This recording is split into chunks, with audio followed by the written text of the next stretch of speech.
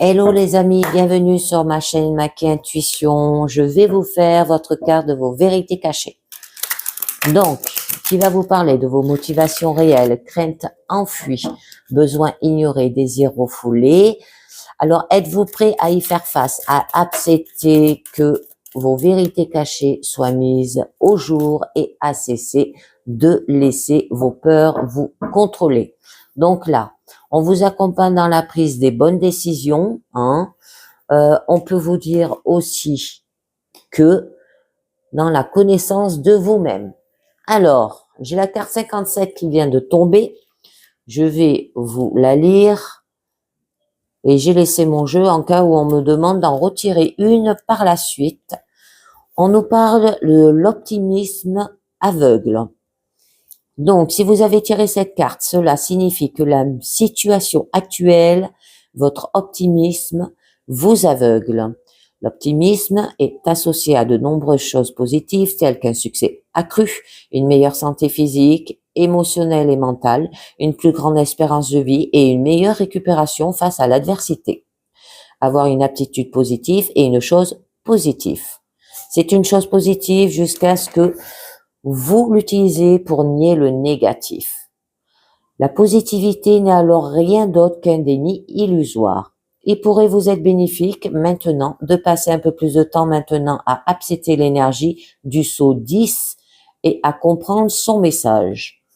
Alors attendez, on va voir le sceau 10. Je vous dis juste ce que ça vous dit. Le déni, d'accord. Vous êtes actuellement dans le déni par rapport à la situation qui vous préoccupe. La question est de savoir ce que vous évitez d'admettre ou d'accepter. Alors, le déni est le refus d'accepter ou d'admettre la réalité de quelque chose de désagréable, d'accord?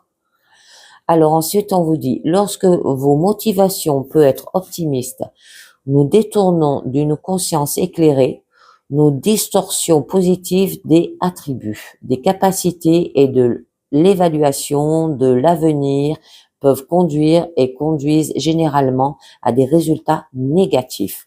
Par exemple, l'optimiste nous donne souvent une image déformée des risques et ceux qui sous-estiment les risques ne prennent pas les mesures nécessaires pour les atténuer. Il se peut que nous utilisons toute une série de mécanismes d'adaptation et que nous les tenons pour quelque chose de bon parce qu'ils nous font nous sentir optimistes. Il se peut que nous utilisons l'optimisme comme un mécanisme d'adaptation en soi. Si nous agissons ainsi, il y a de fortes chances que ce soit pour éviter le sentiment d'impuissance. Le focus positif fait beaucoup de bien. Mais il existe une exception de taille à cette règle. Le focus positif fonctionne sur tout sauf sur les choses que nous essayons d'éviter par le focus positif. On peut aussi dire que le focus positif fonctionne sauf quand il est utilisé comme un outil pour exprimer notre résistance. C'est une garantie que ce à quoi nous résistons persistera. La question à se poser est la suivante. Que ferais-je différemment si je savais que mon optimiste était peu judicieux dans ce scénario?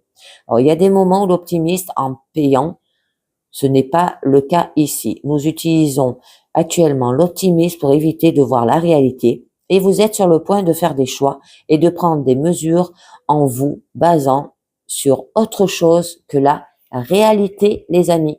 Donc, votre optimisme vous rend aveugle là. D'accord? Les amis. Et du coup, il va falloir aller au-delà.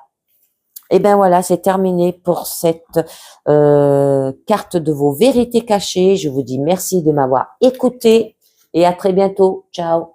Bye bye.